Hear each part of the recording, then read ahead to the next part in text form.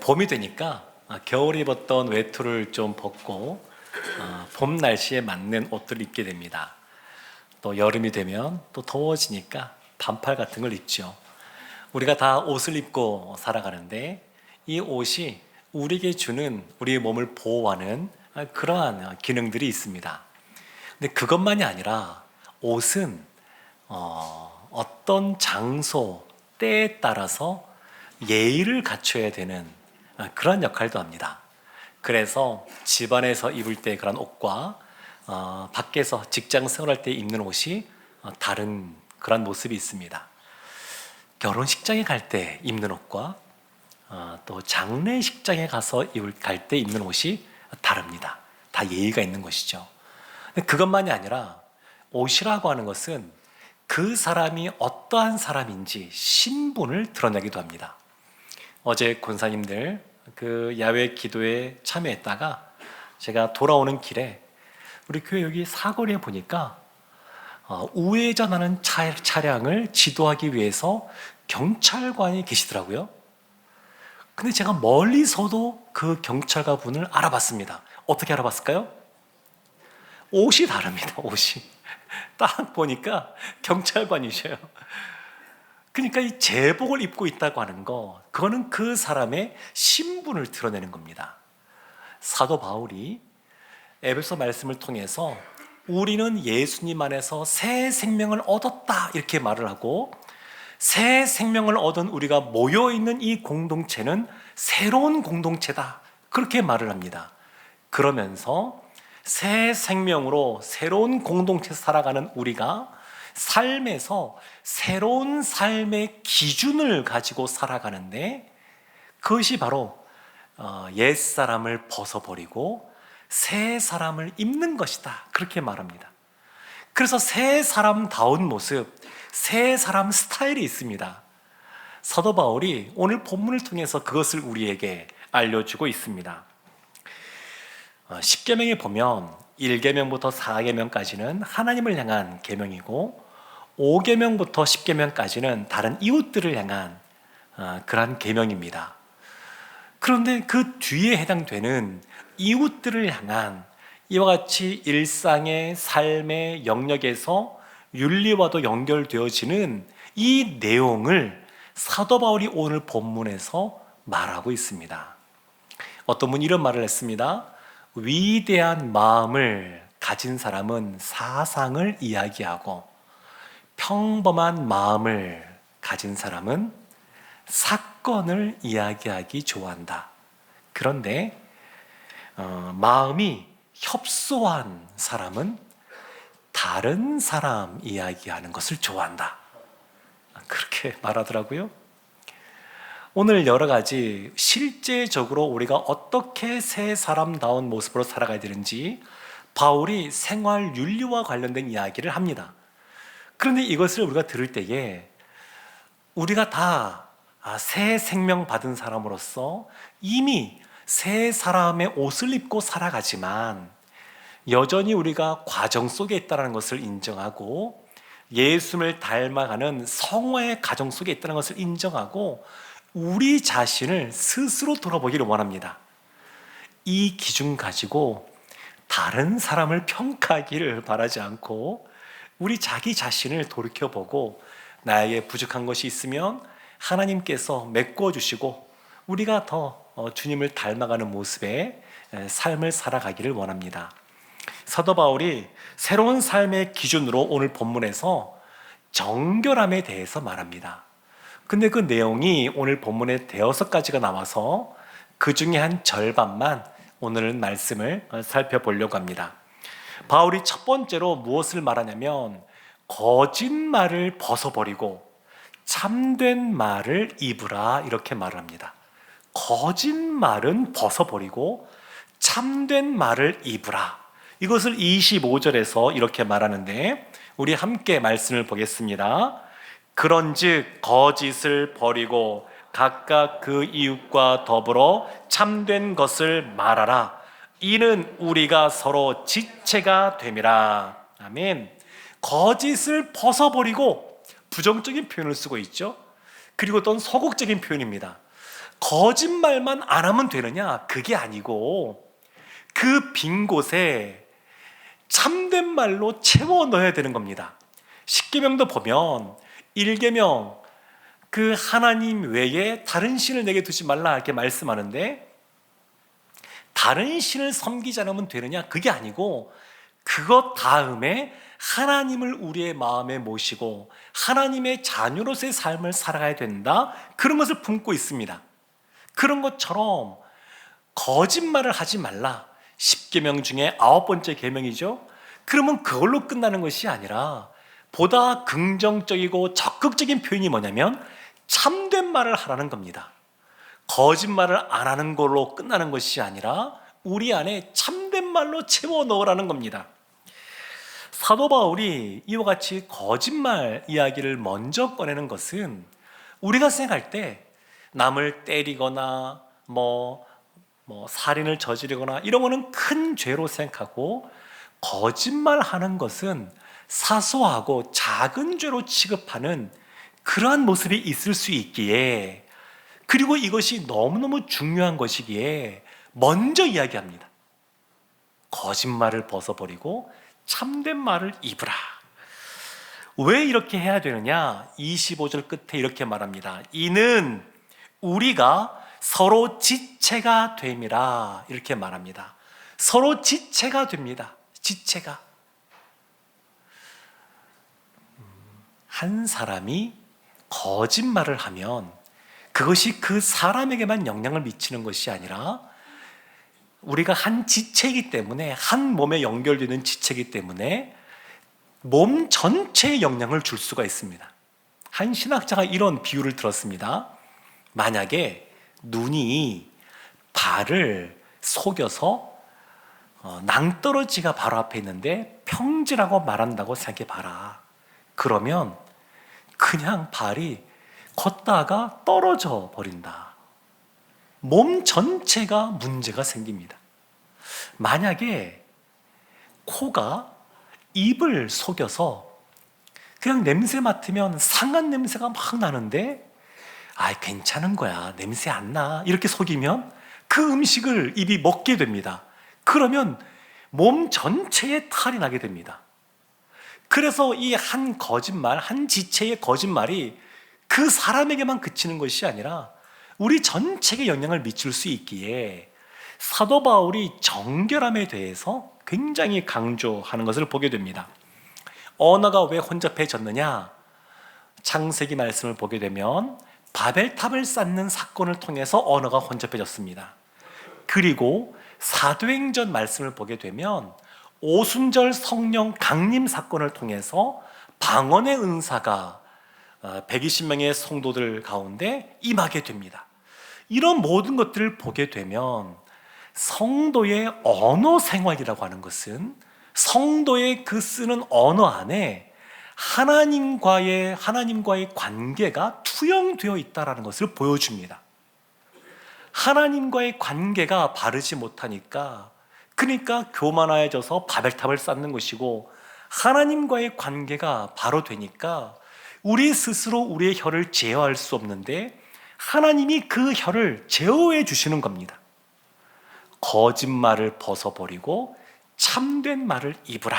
바울이 그렇게 말합니다. 요한일서 2장 4절에서는 이렇게 말합니다. 그를 아노라 하고 그의 계명을 지키지 아니하는 자는 거짓말하는 자요. 하나님의 계명을 적극적으로 지키는 자가 거짓말하지 않는 겁니다. 그러니까 단순히 거짓말을 안 하는 소극적인 것이 아니라 지금 성경은 적극적인 것을 얘기합니다. 참된 말이 뭐냐? 하나님의 계명을 지키는 겁니다. 또 요한일서 4장 20절 이렇게 말합니다. 누구든지 하나님을 사랑하노라 하고 그 형제를 미워하면 이는 거짓말하는 자니. 형제를 사랑해야 참된 말을 하는 겁니다. 형제를 미워하면 거짓말하는 것이 됩니다.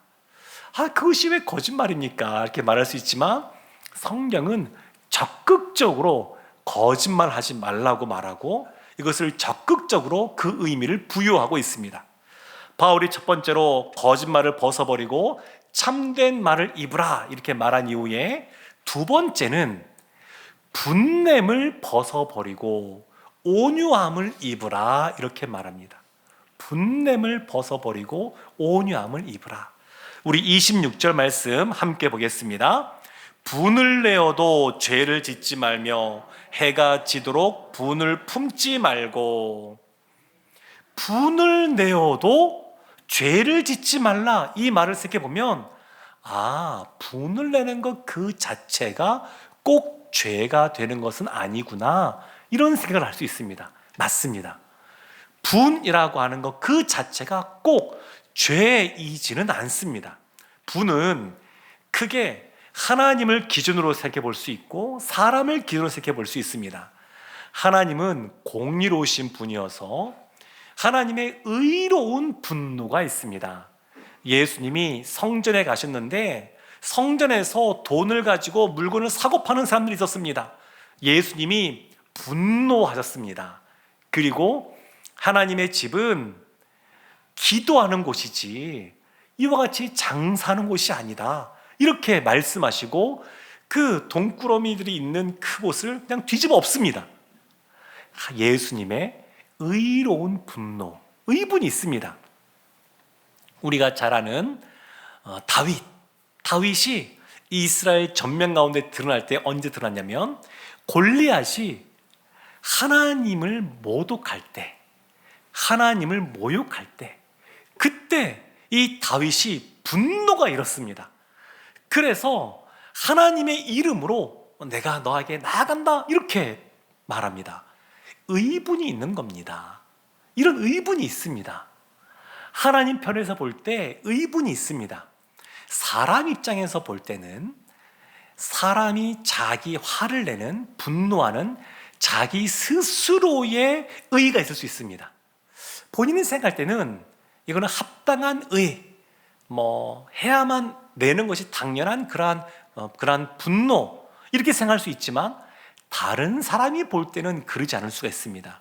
하나님이 볼 때는 그러지 않을 수가 있습니다. 예수님이 장례를 앞두고, 십자가를 앞두고 예수님 앞에 장례 예식을 위해서 향유옥합을 깨뜨린 여인이 있었습니다. 근데 그 여인을 향하여 제자들이 뭐라고 비난했냐면, 이 아까운 것을 깨뜨려서 버리다니, 이것을 팔면 많은 사람들을 구제할 수 있을 텐데, 그렇게 화를 냅니다. 생각해 보면 전혀 근거 없는 말이 아닙니다. 그 비싼 것 예수님께 쏟지 말고 붓지 말고 그냥 다른 가난한 사람들에게 그것을 베풀고 섬기는 것이 낫지 않느냐, 충분히 그렇게 생각할 수 있습니다. 근데 예수님의 판단은 달랐습니다. 예수님은 이것이 합당하다는 겁니다. 그 여인을 오히려 칭찬해 주십니다. 40세의 모세는 나름대로 자신의 민족을 위하여 무엇인가 이바지하고자 했습니다. 그래서 자신이 마치 재판장처럼 판결을 내리고 주먹도 휘두르는 그런 모습이 있었습니다. 그런데 하나님 보시기에도 그것은 옳은 모습이 아니었습니다. 그러니까 스스로 내가 생각할 때 이것은 합당한 그러한 분이다 라고 생각할지 모르겠지만, 하나님이 보시기에나 다른 사람이 볼 때는 그러지 않을 수가 있습니다. 이거보다 더 문제가 되는 것은 그냥 감정에 따라서 분을 표출하는 겁니다. 특히 자신보다 약자라고 여겨지는 사람을 향하여 분을 표출하는 겁니다. 다혈질의 성향을 가진 분들이 이럴 위험성에 빠질 가능성들이 좀 더 많은데, 어린 자녀들을 향하여 그냥 걸러지는 것 없이 그냥 이런저런 그냥 폭언들을 쏟아낼 수가 있습니다. 또 부하 직원을 향하여서 상사로 있는 분들이 그럴 수도 있습니다. 소위 갑이라고 하는 위치에 있는 분들이 을에 해당되는 분들을 향하여 그와 같이 말할 수도 있습니다. 근데 이것은 더 큰 문제가 됩니다. 그래서 이 분내는 걸로 끝내는 것이 아니라 이 분이 죄를 지을 가능성이 많기 때문에 분을 내되 죄를 짓지 말라라고 말합니다. 왜 이와 같이 바울이 말하냐면 우리 26절, 27절 말씀을 함께 한 번 더 읽어보겠습니다. 분을 내어도 죄를 짓지 말며 해가 지도록 분을 품지 말고 마귀에게 틈을 주지 말라. 아멘. 마귀에게 틈을 주지 말라. 마귀가 틈을 타기 때문에 그렇습니다. 분내는 걸로 끝나지 않습니다. 분을 내면 그 틈을 마귀가 들어옵니다. 그 틈으로 들어옵니다. 그래서 사람으로 하여금 한 번 분내고 끝내는 것이 아니라 그것이 계속 지속되는 마음을 갖게 합니다. 이것이 지속되면 사람 가운데 악한 마음이 생깁니다. 그래서 가인이 자신의 동생 아벨의 제사는 받으시고 자신의 제사는 하나님이 받지 않았다는 것 때문에 아벨을 미워하고 결국 살인하는 죄를 저지르게 됩니다. 요셉이 하나님이 주시는 꿈을 받았습니다. 그 꿈 자랑 좀 했다고 요셉의 형들이 이런저런 것 때문에 요셉을 미워하고 결국 그 요셉을 종으로 팔아버리게 됩니다. 하나님의 의분을 가지고 골리앗을 쓰러뜨렸던 그 다윗 가운데 함께 하시니까 그것이 너무너무 싫어서 분을 냈던 그 사울왕이 오랜 세월 동안 다윗을 죽이고자 그냥 악한 영에 사로잡혀 있는 것을 보게 됩니다. 분을 계속 품고 있으면 그 대상에 대해서 나쁜 마음을 더 구체적으로 갖게 되고 그 사람을 해할 수도 있습니다. 사랑하는 성도 여러분, 그래서 대책이 필요합니다. 분을 내는데 이것이 죄를 짓지 않고 사단에게 틈을 내주지 않기 위해서는 대책이 필요합니다. 어떻게 해야 될까요? 야고보서 말씀에 보면 이렇게 말을 합니다. 19절 20절 말씀에 1장 19절 20절 말씀에 이렇게 말합니다. 내 사랑하는 형제들아, 너희가 알지니 사람마다 듣기는 속히 하고 말하기는 더디하며 성내기도 더디하라. 사람이 성내는 것이 하나님의 의를 이루지 못함이라. 성내기를 어떻게 하라고요? 더디하라고. 성을 내는 것은 하나님의 의를 이루지 못한다고 말을 합니다. 그러니까 성경에서 분내는 것 그 자체가 죄가 안 될 수도 있다라는 것 때문에 마음껏 분을 내라는 것이 아닙니다. 하나님이 우리를 잘 아십니다. 아담이 죄를 지은 이후에 우리 가운데 하나님의 형상이 많이 깨어져 있습니다. 그래서 우리 가운데 분을 내고자 하는 본질적인 속성이 있는 것을 아십니다. 그래서 그냥 인정해주고 내버려 두신 겁니다. 그렇다 그래서 마음껏 분을 내라는 것이 아닙니다. 분이 나는 상황이어도 더디해야 됩니다. 즉시 분내면 안 됩니다. 아무리 의분이 있단다 할지라도 즉시 그것을 표현하면 안 됩니다. 더디하셔야 됩니다. 이것이 나의 의를 드러내는 분은 아닌지, 정말 하나님의 공의를 위하여 의로운 분을 내는 것인지 그것을 살펴보는 시간이 필요합니다. 그리고 정말 이 상황은 분을 내야 될 상황이다 판단이 서게 되면 분을 내되 두 번째 기억해야 될 것이 있습니다.